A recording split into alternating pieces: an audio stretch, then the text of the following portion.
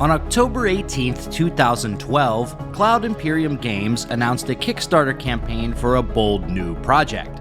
Star Citizen was set to be a massive space simulation game complete with a persistent universe, trading, FPS combat, ship fighting, customizable spaceships, a single-player campaign, online multiplayer, and a massive galaxy with over 100 star systems to explore. The goal was to raise $2 million to fund development and release the game in November 2014. Within weeks, Star Citizen smashed crowdfunding records, raising over $2.1 million on Kickstarter before continuing fundraising on their own website, robertspaceindustries.com. Fast forward to 2022. Star Citizen has raised nearly $500 million over the past decade, and yet the game is still nowhere near complete, leaving many people wondering why. This is a story of uncompromising ambition and the power of crowdfunding. It's also a story of broken promises, missed deadlines, lack of accountability, and incredible scope creep on an unprecedented scale for the video game industry. In this video, we're doing a deep dive on Star Citizen, from the project's inception to the present day. But to fully understand the saga of Star Citizen, we first need to investigate the project's creator.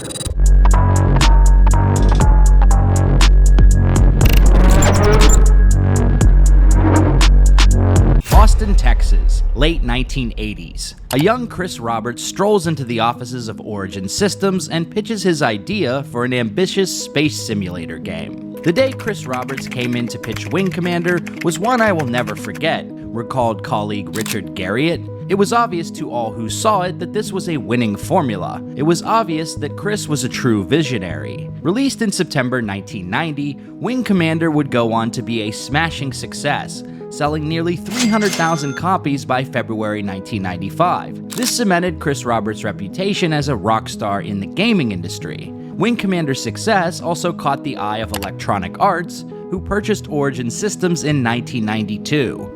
With EA's backing, Origin would go on to make 3 sequels in the franchise. But despite a massive increase in financial backing, Chris Roberts was not thrilled with the sale to EA. I wouldn't have been able to make Wing Commander 3 without EA buying Origin. The downside is as you get bigger and become more beholden to things like, we need the sequel here, and we need you in this release window, it feels like you're in a machine versus creating stuff that you're really 100% excited about. Chafing under the management of his corporate overlords, Roberts left Origin in 1996 and founded his own studio, Digital Anvil, with 7 partners including his brother Aaron. From the start, Roberts took on hugely ambitious projects, including his magnum opus, Freelancer. But 4 years later, the company still hadn't released its own game, aside from Starlancer, which was mostly developed by a partner studio called Warthog Games. By this point, Freelancer was massively over budget and delayed into 2001. Digital Anvil was in dire financial straits, so they decided to sell the company to Microsoft, and Chris Roberts walked away from the studio entirely. Eurogamer reported on the sale in December 2000. Having left the monolithic corporate world that is Electronic Arts almost 5 years ago to found Digital Anvil in the first place, it is somewhat ironic that his dream development studio is now being taken over by the monolithic corporate world that is Microsoft. And Roberts has confirmed that his decision to leave the company is simply because he has no desire to find himself in the same situation again. With 2 game studios sold in less than a decade, Roberts decided to turn his attention to Hollywood, having dabbled in film production during the 1990s and early 2000s. He made his directorial debut in 1999 with Wing Commander, a film based on his game franchise. After the Microsoft sale, when Eurogamer learned of Roberts' Hollywood plans, they wrote, "Oh please God, no. Anybody who has had the misfortune to see the truly appalling Wing Commander movie will be praying that Chris has a sudden change of heart." I'm gonna go get her, alright?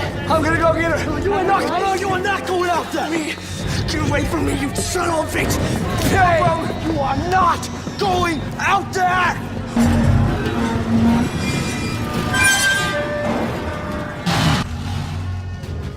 Wing Commander would be the only feature film Chris Roberts directed. He would instead focus his attention on producing movies, helping other directors achieve their creative vision. During his stint in Hollywood, he racked up a few producer credits, such as The Jacket, Lucky Number 11, and most notably, Lord of War starring Nicolas Cage. By the late 2000s, Roberts started to get the itch to make video games again, and by that point, technology had vastly improved.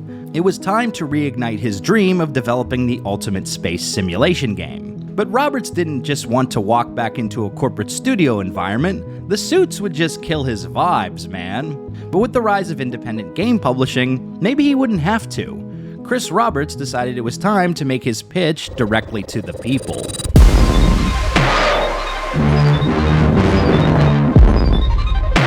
But I don't want to build any old game. I want to build a universe. My name is Chris Roberts, and I would like to build a universe with you. In 2011, Chris Roberts founded Imperium Games and got to work building a prototype for Star Citizen using CryEngine. He first unveiled snippets of gameplay and concept art at the Game Development Conference in October 2012, making his pitch for crowdfunding on stage. Given that Star Citizen has become the poster child of crowdfunding, it's interesting to note that Roberts initially considered other options to fund his game. Taking inspiration from the independent publishing successes of League of Legends and Minecraft, he originally courted private investors and even considered selling pre-orders for an alpha directly to the fans. But after seeing the success of Double Fine's Broken Age, which raised over $3 million on Kickstarter in early 2012, Roberts decided crowdfunding was the best route to gain investment for Star Citizen. Initially, CIG started raising funds on their own website, but the studio was unprepared for the amount of support they were about to receive. After launching their independent crowdfunding webpage, the site received so much traffic that it crashed their servers. But despite these setbacks, they still managed to raise over $1 million in a single week before bringing the project to Kickstarter in mid-October 2012. The crowdfunding campaign was a massive success. By the end of 2012, Star Citizen raised over $2.1 million on Kickstarter and an additional $5 million on their own website. They also surpassed all stretch goals for their campaign, which included adding new things to the project like celebrity voice acting for the single-player story and 100 star systems in the final game on launch. There are several factors that explain the success of Star Citizen's initial crowdfunding efforts. For starters, by the early 2010s, there was a huge gap in the market for an ambitious space simulation game. The genre had become pretty much dormant for over a decade, with all the big box publishers sticking to safer categories like FPS and RPGs. Second, despite being out of the business for so long, Roberts still had an excellent reputation in the industry for his work on Wing Commander and Freelancer. Many gamers and developers alike were excited to see what Roberts would produce next. Roberts also put an emphasis on pushing the boundaries of technology and being a PC-only game, which was another gap in the market. In the early 2010s, most AAA developers were focused on console, treating the PC market as an afterthought. Finally, Roberts had an excellent pitch, selling people on the dream of what Star Citizen could be. An epic spacefaring adventure where you could go anywhere and be anyone you wanted to be. But despite raising millions in a matter of months, Roberts knew they would need additional funding to build the full game. In an interview with Game Informer, he estimated the full project would cost between $12 and $14 million, which is why they continued raising funds on their own website after the Kickstarter campaign ended. From the beginning, Roberts wanted to engage the community in the project. This would ensure direct feedback on the alpha version of the game, as well as continued funding from an activated audience. Our job is to entertain our audience during the 2 years they'll be waiting for the game, Roberts told Game Industry Biz. I want to make the journey for everyone that backed it as fun as the actual game. I want them to get to the point where they feel like they got their money's worth before the finished game is actually released. That's a big priority for me. To this end, CIG created a community forum where backers of the game could post and interact. They also posted regular updates on their website and YouTube channel to keep backers informed about the progress of the project. The first alpha version of Star Citizen was released in 2013, allowing players to dive into the game and provide feedback on the earliest builds. CIG took a modular approach to development, releasing new game modes, vertical slices, and features piecemeal over time. While the process was somewhat slow and the alpha builds had many bugs, they had the benefit of engaging the community directly in the development process. It also had the benefit of increasing crowdfunding. The money just kept rolling in. $20 million in September 2013, $35 million in December, eventually crossing $50 million in August 2014. Star Citizen was now approaching the budget size of a major AAA game release, which increased excitement around the project, encouraging even more funding. I'm confident now that we'll be able to compete with any AAA game out there. I can't do what I did with Freelancer or what id did with Rage and take 5 years to release it. At that point, the moment in time will be gone. But in 2 years, it will be pretty great. But the appeal of an insanely ambitious space game doesn't fully explain the success of Star Citizen's crowdfunding efforts. The company had raised over $50 million in less than 2 years. You're not going to raise that kind of money with a few blog posts and a bare-bones alpha. In order to totally understand how Roberts and CIG managed to smash crowdfunding records, we need to dive into the wild world of luxury virtual starships.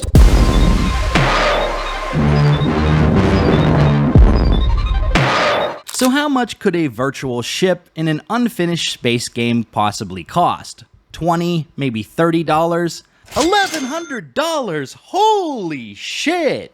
Star Citizen has managed to raise a good portion of its funds through the sale of luxury-priced spaceships, which range in cost from $25 to over $1,000. Some of these are offered to the public before the assets have even been created in the game. It's kind of genius, really. CIG uses an interesting mix of tactics to encourage their supporters to buy these ships, including forced scarcity and loss aversion. Let's take a closer look at how this works. In 1984, psychologist Robert Cialdini published a book called Influence. This title explores the way marketers and salespeople leverage human psychology to influence people's decision-making. Chapter 7 explores the concept of scarcity. Opportunities seem more valuable to us when their availability is limited. Companies can increase demand for their products by introducing artificial scarcity, such as limiting the number of available units for sale and creating deadlines for the purchase. In December 2014, CIG released the Javelin Starship for the cool price of $2,500. The catch was there were only 200 of these ships available. This artificial scarcity drove fans to buy out the entire batch within 5 minutes, netting CIG $500,000 in the process. But who is buying these highly priced virtual ships? All sorts of people, apparently. A quick Google search reveals dozens of articles and interviews with people who've spent tens of thousands of dollars on luxury ships in Star Citizen. Vice even published an article about a guy who sold his virtual fleet to purchase a used car in real life. What a loser! You really giving up on the metaverse for a Hyundai Elantra, bro? You might be thinking, why would anyone spend thousands of dollars on virtual ships in an unfinished game? The answers may surprise you. In June 2021, YouTuber Bored Gamer interviewed a software engineer who spent over $100,000 on his Star Citizen fleet. Listen to the reason why he purchased the ships. I think originally it's because I wanted a specific ship, but you can only get it in the Praetorian pack or something. I don't recall. Then it became, the prices on these things are ridiculous. And yep. I was like, I just want to fly around on an 890 jump in the end game. Okay, well, I have to pay to repair them. I have to pay to fuel it. I have to pay all this with in-game money. I don't know if I necessarily want to, at the time, play in-game loops to do that. Then it evolved to just bugs. Like if a ship, there's nothing more annoying than pay for a ship and it gets stuck and it's like, oh, you can do a character reset. I could also just buy another one. And for whatever reason, sometimes that's more appealing to me, especially if it's like a $150 ship or $200 ship. For me, time is money. So I look at, okay, how many hours is it going to take, for me to go from this end of the space station to the other end to go buy all the stuff that's on my character's inventory? Hell, it's cheaper to buy a spaceship. Are you planning to spend more? I always tell myself I'm never going to spend another dollar. And all I have to do is release another spaceship and I'll spend more.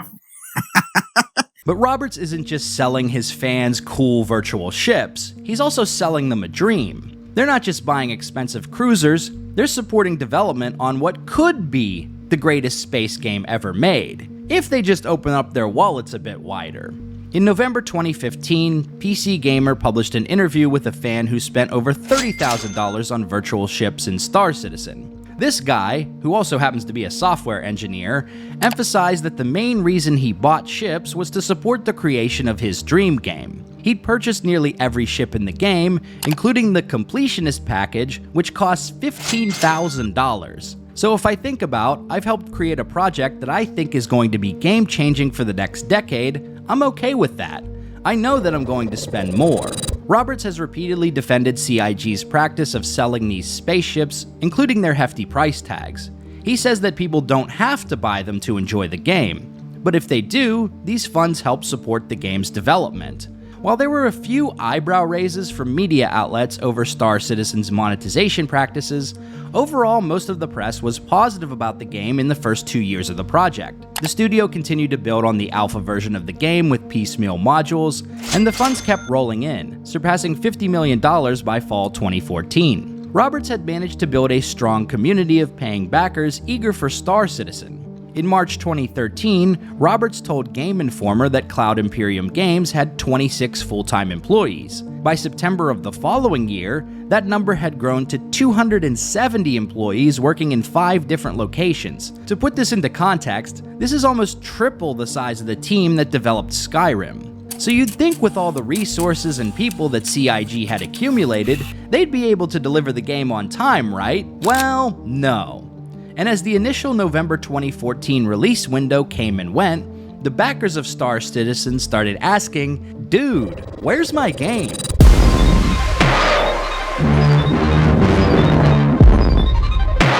On New Year's Eve 2014, Chris Roberts posted one of his regular updates to the studio's website. Star Citizen had already missed the original November 2014 release target that was advertised on their Kickstarter page, so Roberts wanted to update the community on where the game stood going into 2015. Star Citizen isn't a sprint. It isn't even a marathon.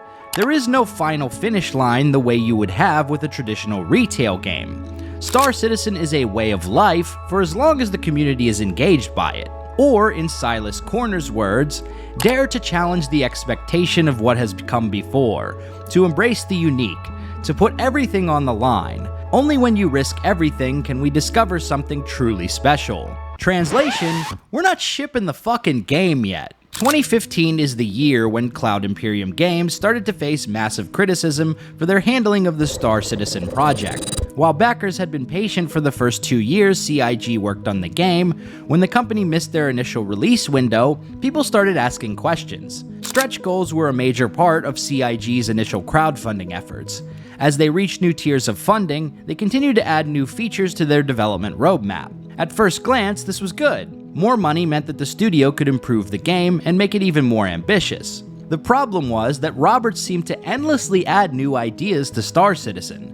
And as more money rolled in, the scope of the project continued to grow before previous features were even completed. This process is often called feature creep, a word that Star Citizen's critics began tossing around in a flood of articles during 2015. Fans have dropped $77 million on this guy's buggy, half-built game. Why is Star Citizen taking so long? And what the hell is going on with Star Citizen? Chris Roberts was incredibly defensive of the game's expanding scope, stating in a July 2015 blog post, "There are people out there who are going to tell you that this is all a bad thing, that it's feature creep, and we should make a smaller, less impressive game for the sake of having it out more quickly or in order to meet artificial deadlines."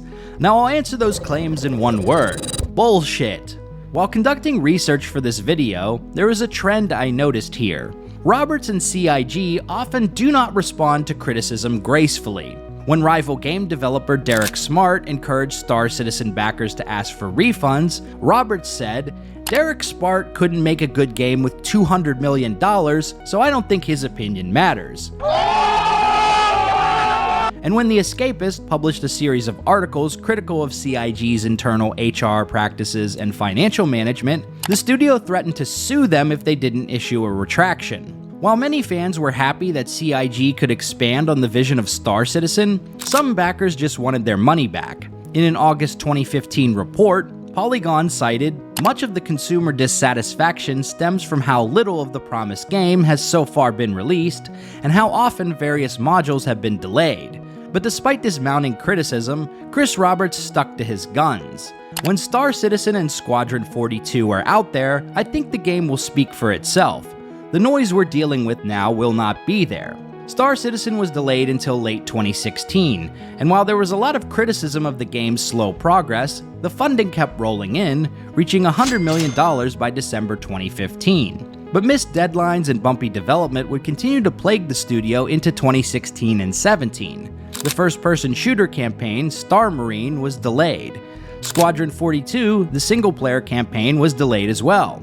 Eventually, CIG stopped providing concrete release dates and started discussing the project as more of an early access / live service style game. Star Citizen is never going to be finished. I don't think people say EVE is finished or World of Warcraft's finished now.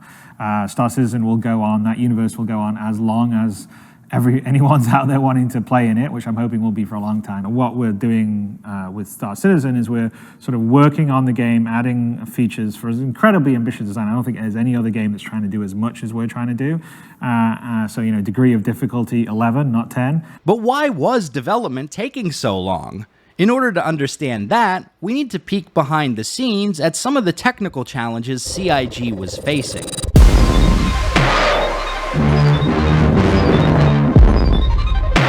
There are a variety of factors that made developing Star Citizen a massive challenge for CIG, including the rapid expansion of the studio, the game engine they were using, heavy reliance on contractors, and management of the project. By 2016, the studio had grown to 369 employees across 5 different locations in Europe and North America. Being geographically dispersed meant that CIG could hire from a larger talent pool than if they were centralized in 1 or 2 cities. But creating a company culture and management structure across 5 studios to efficiently develop Star Citizen proved to be a considerable challenge. Their decision to develop the game in CryEngine also created significant technical issues.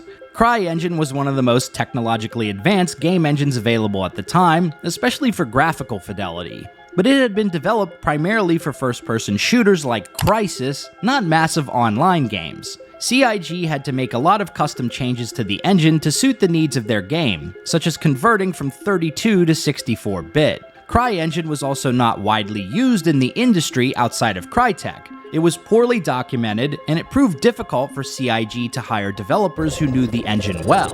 This forced the studio to heavily rely on contractors in third-party studios to work on various aspects of the game, which created even more problems. CIG hired a Denver-based company called Ilphonic to work on their FPS module Star Marine. But due to communication and QA issues, much of what Ilphonic worked on was scrapped and redone in-house, which forced them to delay the release of that module. There's also the sense that perhaps the studio was trying to tackle too many things simultaneously. They were developing the single-player campaign called Squadron 42, as well as the persistent universe, ship combat, FPS combat, the online elements of the game, and fixing bugs and glitches for existing modules all at the same time. One CIG developer told Kotaku UK how challenging this was for the company. You can solve those problems one at a time, but when everyone is trying to solve all the problems all at the same time, you're going to do nothing but waste money and come across huge technical limitations that you're going to need more hands-on to solve. The problems were inherent from the beginning. It's just not a wise decision to attempt everything at once. Another former developer described the current scope of Star Citizen as an impossible pipe dream. They can't make what they've promised. Absolutely not. If it happened, then I would believe in God. Finally, Chris Roberts' uncompromising vision and domineering management style kept things moving at a snail's pace. I noticed this particular point come up over and over during my research on this video. Interviews with inside sources by Kotaku UK in 2016 and Forbes in 2019 both corroborated this. To his credit, Roberts has acknowledged the criticisms even if he disagrees with their conclusions. He defends his scope and vision of Star Citizen. It's not easy. I think the difference between a great game and an okay game is people that try to do the hard things. It's the JFK speech about going to the moon. We do it because it's hard, not because it's easy. That's what I expect from the team. Despite the bumpy development and critics, CIG kept working on the game and releasing new features. The FPS mode, Star Marine, eventually came out in December 2016. And CIG released Alpha 3.0 in December 2017, which included 3 explorable moons and atmospheric flight. So while development was not moving as fast as anyone had hoped, new content was being added to Star Citizen. Nonetheless, crowdfunding had been trending downwards, and CIG only had 14 million left in reserve at the end of 2017. If the studio didn't start bringing in more money fast, the death of Star Citizen looked like it was right around the corner.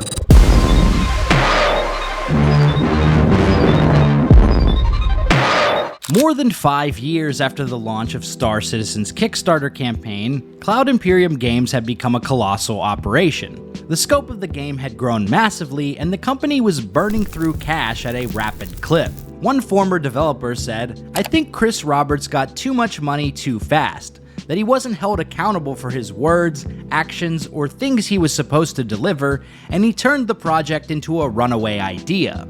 YouTuber Upper Echelon Gamers describes Star Citizen as a black hole of time and money. You could run into a game like Star Citizen, where they invest most of the budget into marketing and staff salaries, and then they task the staff with creating material that they can sell and market, so that they can get more money to invest in marketing and staff salaries, so that they can, like, blah blah blah, you get the point. Around and around in the circle we go, a black hole of time and money. If CIG was going to keep its doors open and continue paying hundreds of employees to work on Robert's dream game, they were going to need more money. We've already discussed the luxury ships of Star Citizen, but these weren't the only practices the studio was using to raise money in late 2017 and 2018. In November 2017, CIG began selling plots of land in the game for $50 to $100 a pop, which kinda reminds me of Earth 2 now that I think of it. In August 2018, they removed the cap on how much in-game currency players could keep in their inventory. There were two main ways of earning credits in Star Citizen: either earn it in the game, or pay to buy it in the cash shop. Many backers saw unlimited credit hoarding as a way to encourage players to purchase currency with real money, thus making the game pay to win. CIG eventually reversed the decision after backlash from their fanbase. The studio became embroiled in a legal battle with Crytek as well. Not long after CIG switched from CryEngine to Amazon's Lumberyard engine, Crytek sued the company for breach of contract and copyright infringement. The case was eventually settled out of court in 2020 after several years of posturing. In December 2018, Chris Roberts received a lifeline in the form of a private investment. Billionaire record producer Clive Calder and his son Keith provided CIG with $46 million in exchange for 10% of the company and several seats on its board of directors. They also reached $200 million in total crowdfunding by the end of 2018. From here, 2019 was pretty much business as usual. New features were added to the game, more critical articles talked about the length of the project, Squadron 42 was delayed again, and more crowdfunding continued to roll in. But in 2020, some of the backers of Star Citizen began asking if this project would ever be completed.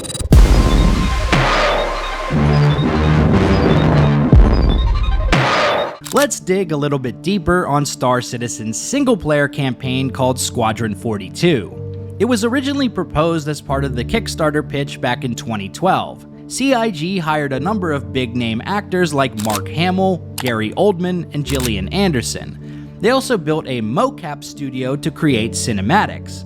But after 8 years, CIG had little to show for it, aside from a handful of trailers and the announcement of numerous delays. To put this into context, in a similar time frame, from 2007 to 2014, BioWare was able to release 3 Mass Effect games and 3 Dragon Age games, including numerous expansions for each title. One of CIG's most common explanations for the slow pace of development is that they were working on the technology behind the game. By summer of 2020, CIG had missed another release window for Squadron 42 and was basically radio silent about their roadmap. Backers began to post questions and critical comments about the progress of Squadron 42 in the Star Citizen forums. CIG responded by saying their roadmap reveal, which was hinted at several months prior, was delayed because they were still working on the technology behind the roadmap. Bro, you can't make this shit up. We really do live in the wildest timeline. Forum user Hawks fired back in the comments, and you still don't get it. It's not about a fancy update video. It's not about a shiny trailer. It's not even about a new updated version of the vertical slice, though after nearly 3 years that would be cool. It's about simple things. How far along is Squadron 42 really? Is Squadron 42 beta ready for this year? If not, why not? What are the problems? Did you scrap half of it again like you did in 2016? If so, what was scrapped and why? But most important, what is the estimate for a release window? 2021, 2022, 2023? If there was no release window, there was no end to what you do, and thus this will go on forever. No answers were forthcoming to any of these questions, but Chris Roberts did an AMA on the forums in October to celebrate the 8th anniversary of Star Citizen. Backers could ask Chris anything, so long as anything did not include questions on timelines or schedules, no when questions. Naturally, Squadron 42 came up, with one commenter hoping for some more clarity about timetables for features. Roberts responded, "I answered the question you asked, just not the question you wanted answered. Smiley face. You're not really asking about what is being worked on Squadron 42. You really just want to know when it will be done. The best answer for your question is Squadron 42 will be done when it is done, and will not be released just to make a date, but instead once all the tech and content is finished, polished, and it plays great. As I'm making this video, nearly 2 years later, there is still no release date or new gameplay reveal for Squadron 42. Nobody outside Chris Roberts has any clue when the single-player component of Star Citizen will be available. CIG did eventually release the fancy roadmap on their website, but this proved troublesome as well. After backers noticed CIG was repeatedly missing deadlines, the studio significantly scaled back the information they shared in these roadmaps in February 2022, with Roberts stating, "There still remains a very loud contingent of roadmap watchers who see projections as promises, and their continued noise every time we shift deliverables has become a distraction both internally at CIG and within our community." But none of these pesky roadmap watchers, media critics, or annoying YouTubers could slow down Star Citizen, which saw its largest growth in player counts and funding over the course of 2020 to 2022. This growth can be attributed, at least in part, to the massive increase in gaming and entertainment following the 2020 pandemic and lockdowns. In June 2020, the project surpassed $300 million, then $400 million in November 2021. Recently, Chris Roberts projected Star Citizen was on track to reach $500 million in total crowdfunding by the end of 2022. Additionally, they expect to reach 1 million unique players and 4 million player accounts this year. In response to some of the Star Citizen forum critics, Chris Roberts said, "I can promise you the gameplay I described is not a pipe dream, nor will it take 10 to 20 years to deliver. But given Star Citizen's track record and the project's lack of accountability, why should we believe him?"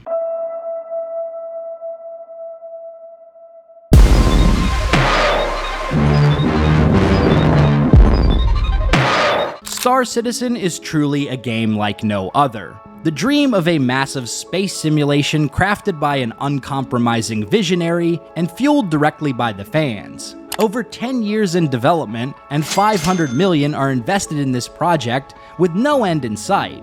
Will Star Citizen ever have a feature-complete commercial release? It seems unlikely. Roberts has repeatedly stressed the live service nature of the game, saying things like it's not a sprint, it's not even a marathon, and Star Citizen will never be finished. Star Citizen's development cycle reminds me of a scene from the movie Snatch, where Jason Statham's character is waiting for his buddy to finish making sausages. What's happening with those sausages, Charlie?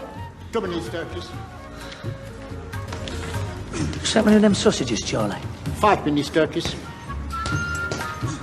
It was 2 minutes 5 minutes ago.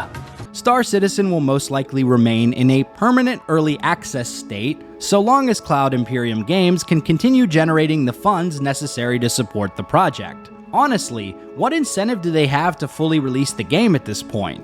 They've already raked in hundreds of millions of dollars with zero accountability on their deliverables.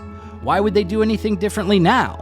If their fans and backers are satisfied with the project overall, they'll continue to fund it, and I see no problem with that. As long as they're happy with the progress, I guess that's all that matters. But given CIG's track record and Chris Roberts' vision of the game, I don't have a lot of confidence that Star Citizen will ever live up to the dream. Thank you all for watching. This video was a massive undertaking in research, but I had a lot of fun working on it.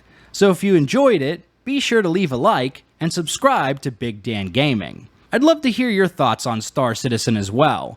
Do you think it will ever release? Have you played it or enjoyed it? Let me know in the comments below. Also, big shout out to all the channel members for supporting my content. Until next time, this has been Big Dan. I should go.